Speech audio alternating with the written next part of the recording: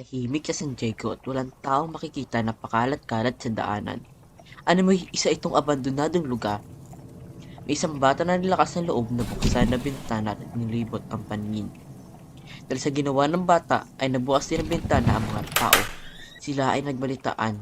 Sadyang nakakatakot ang nagdaang gabi. Namot sa ring tunog ang aking naririnig. Mga revolusyonaryo na nagtangkasong malakay sa ating bayan. Nababatid ko na si Kapitan Pablo ang sumalakay kagabi. Ang balita ay ang kwadrilyero na nakalaban ng mga sibil at iyon ang dahilan kung bakit hinuli si Don Filipo.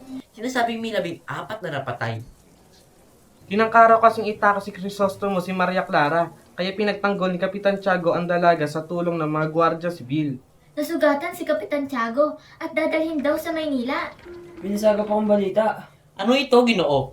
Kakagaling ko pa lamang sa tribunal at doon ay nakita ko si Don Filipo at si Don Crisostomo Ibarra.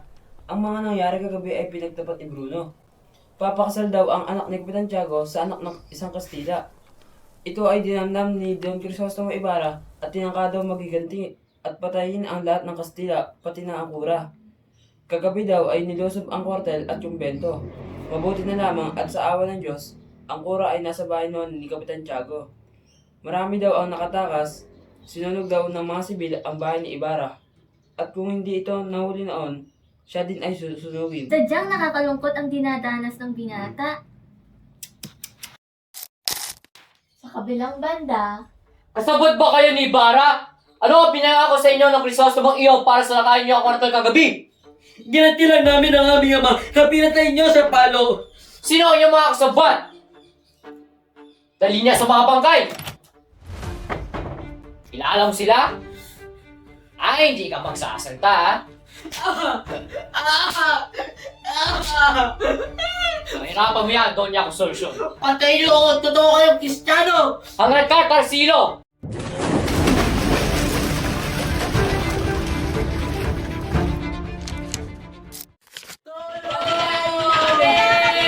Huwag kayong maingay! Hinahanap na ako ng aking ina! Filipo! Mahabaging Panginoon! Tay! Antonio! Anak ko! Nasaan ka na? Si Ibarra ang lahat ng may pakala rito! Siya lang ang dapat na magdusa! Kawawang Ibarra. Payak na wala siya kaligtasan sa nangyari. Walang awa! Baba kayo dyan! Wala na tayong takas! Tumigil kayo! Tumigil kayo, pakiusap! Lalo nila pinahirapan ang ating pamilya, pakiusap! Itay! Sige! Sige! Paano kayo?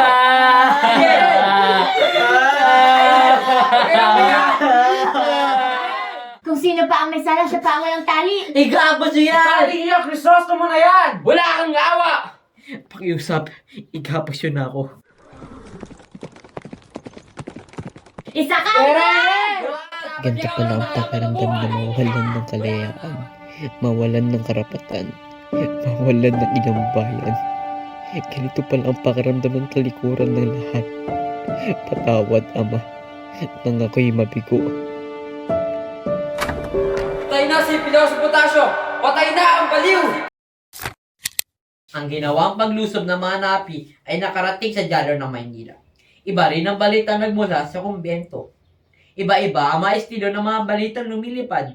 Madaming mga opinyon ang lumabas sa mga taong bayan, lalo na sa kumbento. Ang Hieranilio Malguero ay napapagagat labi marahil sa nangyaring ito. At ano ang ito na ng mga henerilyo kung walang korporasyon? Sadyang nakakalugod na si Padre Salvi ang ating gura. Sa ibang kumbento naman ay iba ang paksa ng usapan. Tingnan nyo ang nag-aaral sa Westwita. Sa kanilang paaralan nagmula ang mga pilibustero. Sinasabi na nga ba, ang mga Heswita ang magpapahamak sa lupain ito? Ang Diyos ang nakakalam kung paano ang mga pagkakagawa. Sa bahay sa Tondo, hindi mapakali si Kapitan Tino dahil minsan ito'y nagpakita ng kagandang loob kay Crisostomo. Kaya panaysisi sa kanya ang kanyang asawa na si Kapitana Tinchang. Diyos ko, Tinong! Ayan na nga ang sinasabi ko sa'yo! Di ba ikaw sabi sa akin na aniyahan siya dito magtangliya sapagkat siya mayaman? Sinabi ko yun sapagkat wala ka nang ginawa kundi pumuri kay Don Crisostomo sa lahat ng oras. Inutos ko ba na makipag-usap ka sa kanya sa piging na yon? Di ko alam na siya'y naroroon. Dapat mo sanang inalam. Matagal na panahon ako nagsikap at nagtipid. Ngayon mawawala lang sa isang iglap? Kung naging lalaki lang sana ako, hahanap ako sa Kapitang General at ihahandog ko ang paglilingkod laban sa mga nag-aalsa. Hindi mo ba nabasa ang dyaryo? Natapos na ang pag-aalsa at sila'y paparusahan. Gayunpaman, dapat kang humarap katulad ng ginawa ng iba noong 1872. Sila ay nakaligtas. Hindi ba umarap din si Padre Burgos? Huwag mong sabihin ng pangalang yan. Gusto mo ba mabitay sa bagong bayan? Kahit video, ano nangyayari? Pinsan! Ipinatawag kita sapagkat hindi ko malaman kung ano ang nangyayari sa aming mga babae. Ano ang hatol mo sa amin? Bago ko magsalita, tayo maupo. Ba't ka ba naiiyak? Nalaman mo ba ang balita ukol sa paghihimagsik? Oo, may utang ba sa inyo si Don Crisostomo? Wala, ngunit inanyayahan ni Tinong si Don Crisostomo sa ilalim ng tulay sa Espanya. Maraming nakakita! Bibighain nila na si Don Crisostomo ay kanyang kaibigan. Kaibigan? Bigyan mo ng isang argumento si Tinong at nang huwag siyang bitayin.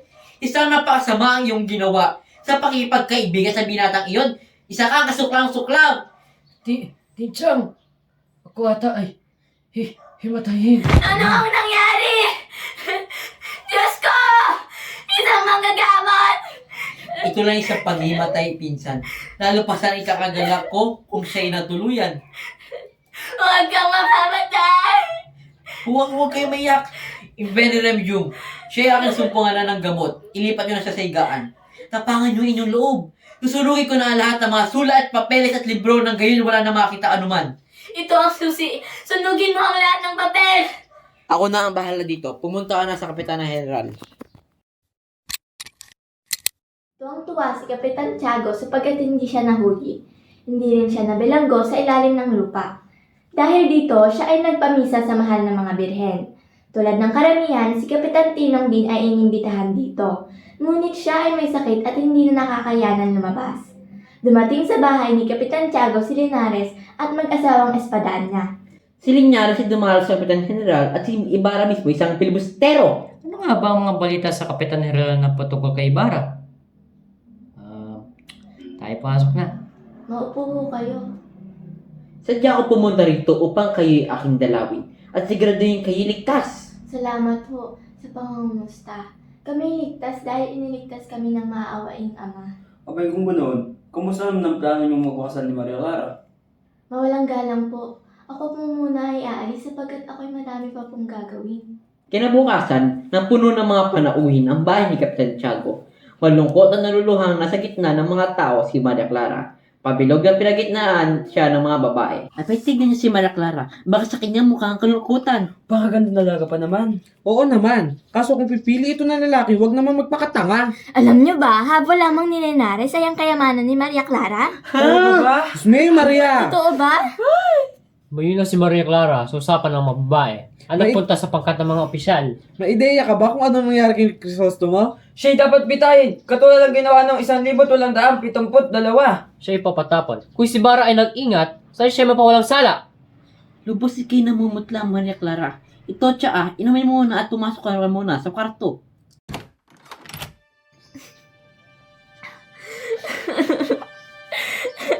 Inako! Inako! Aking ina! Pakiusap ako iyong kunin! Pakiusapin ako! Hindi lumabas si Maria Clara sa kanyang kwarto. Kahit akala ni Tia Isabel na siya ay tulog na. Pumunta ang dalaga sa suteya kung saan talawang ilog at puno ng mga huni ng mga ibon. Maria Clara! Ako yung niligtas sa Elias. Dumaan ako dito upang tapusin na aking sinumpa sa harap ng aking ina. Ngunit ako ang nagkulang. Ako'y nagpapasalamat sa pagkakataong tayo'y nakapag-usap. Ako'y magpapaalam na. May nais ka pa bang sabihin? Paniwalaang ikay tunay na aking mahal, Crisostomo. Hindi ko ninanais na ikay pilitin sa aking mga sinasabi. Sinabi sa akin ng tunay kong ama na ikay layuan. Hindi ako sigurado kung mapapatawad niya ako sa aking kalabastanganan na ginawa ko sa kanya.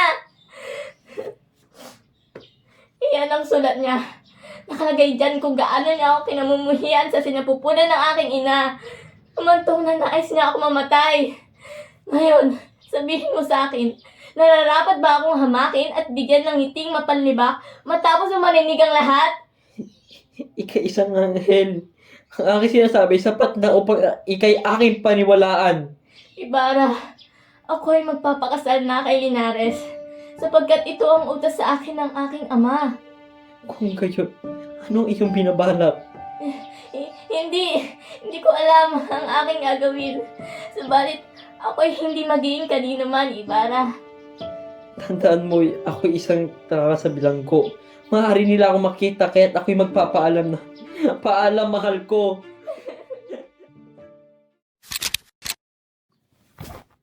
Ibarra, itatago ko kita sa bahay ng aking isang kaibigan sa Mandaluyong. Aking dadalhin at ibabalik ang salapi na iyong itinago upang may magamit siya sa ibang bansa. Ituloy mo ang natitirang mong buhay sa ibang bansa. Hindi ako papayag. Sumama ka sa akin sa ibang bansa at ituring kitang kapatid. Huwag kang mag-alala. Kaya kong magtiis para sa ilang bayan. Elias, sumama ka na sa akin. Naniniwala akong sasaya ka sa ibang bansa, samantalang ako ay hindi. Palagay ko, kapag mayaman ang isang tao ay hindi ito makukontento. Nagkakamali ka, Elias. Iniisip ko kung anong paraan kung paano makatulong sa inang bayan. Paumanhin.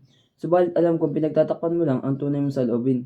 Totoong mahal mo ang inang bayan, sapagkat ito ang turo ng iyong ma. Ang tao'y naliliwanagan. Kita-kita ng aking dalawang mata na ang sumisira sa bayanan ay ang mga kanser na kailangang sugpin. Kailanman, ang taong nagtatanggol sa bayan ay hindi magiging salarin. Tago ka muna. Ibarra, may mga bantay. Teka lang muna, saan kayo galing? Galing ako sa Maynila. Dadalhan ko ng damo ang hukom at gura. O sige, huwag kang muna magpapasakay na bangka sapagkat may isang bilanggo nakakatakas pa lamang. Siya'y nakalibita at kahusay magsalita ng Kastila. Nagpatuloy sa pagsasagwan si Elias hanggang makadating sa kanilang paparoonan. Kung ano man ang iyong pananaw, ikay mag-isip sa iyong mga gagawin. Sapagkat maraming maliliit, walang kamali-mali ang mapapahamak. Nagpasya ako na ako'y gaganti. Kailangan sutpin ang mga kasamaan sa bayan. Hinatid ni Elias si Ibarra hanggang bundok. Mag-uumaga na nang sapitin nila ang lawa. Sa hindi kalayuan, palapit sa kanila ang mga gwardiya sibil. Umiga si Ibarra at tinakpan siya ng bayong ni Elias. Nagsaguan sa ibang direksyon si Elias na magbalik sa bunganga ng Ilog Pasig. Marunong ka bang umangka? Sapagkat ako'y tatanong sa tubig. Aking ililigaw ang mga sibil. Ngunit guys, kung lumaban. Huwag! Sapagkat wala tayo sandata at hindi natin sila kakayanin. Iligtas mo ang iyong sarili. Magkita tayo sa Notribena sa libingan ng iyong ninuno. Ayun sila! Fleein niyo sila! Huwag niyo sila ngayon makataas! Abulin ninyo! Tuloy ang pagpapapasok ni Elias. Habang si Ibarra na nagbabangka palayo, tumigil ang barilan nang nakalimamput di pang layo na sila. Isang magsasagwan ang nagsabing, Patay na si Ibarra! Patay na ang idyong iyon! Tingin si Maria Clara sa nagbabalita na lunod si Ibarra. Ang isip ko wala ng sandaling iyon. Tinatnan siya ni Padre Damaso sa kalagayang iyon. Hindi mo inaasahan na aking pagdating, ano? Nandito ako, pamasaksiyan ang kasal mo. Oh, bakit ka namumutla? May sakit ka ba? Wala ka ba tiwala sa inaamo mo? Sabi mo sa akin kung anong nangyari sa inyo. Mahal mo ba ako? Kung gayon, tulungan mo akong pakiusapan ng aking ama na huwag ako ipakasal. Buong buhay na lumalaban si Ibarra. Gusto kong mabuhay para marinig man lang tungkol sa kanya. Ngunit ngayon, patay na siya. Bakit kailangan ko pa mabuhay at magdusa? Hindi hamak, nakikigit sinaros ka... Maaari akong magpakasal kanino mang noong nabubuhay pa si Crisostomo. Pero ngayon, patay na siya. Walang sino mang tatawag sa akin ng asawa. Kumbento o libingan ang aking pagpipilian. Anak ko, pasensya na. Hindi ko ibig sabihin ang iyong kalungkutan. Gusto lamang kitang bigyan ng magandang kinabukasan dahil mahal kita. Mahal mo pala ako. Huwag mo sana ako'y hayaang maglugmok sa kulungkutan. Patay na siya. Ibig ko na lang din mamatay o magmadre. Anak ko, hindi mo alam ang buhay na misteryong nakaubi sa mga pader ng kumbento. Humili ka na lang ng iba. Huwag lang ang kumbento. Simbahan o kamatayan. Diyos ko, pinapurusahan mo ako. Pagpalain mo naway ang anak ko. Ayokong mamatay ka. Magmadre ka. Diyos ko, talagang ikay totoo. Naway gantimpalaan ka ng Diyos ng sagana. Ngayong Pasko, gusto ko lang umuwi upang makita ang aking pamilya. Ngunit hindi ka pa lubusang magaling. Mahihirapan kang umuwi. Kailangan ko umuwi sapagkat sigurado ako'y nahanap ako ng aking ina. Babalik ako at kasama aking mga kapatid. Umuwi sa Basilio upang makita niya ang kanyang ina na balisa at wala.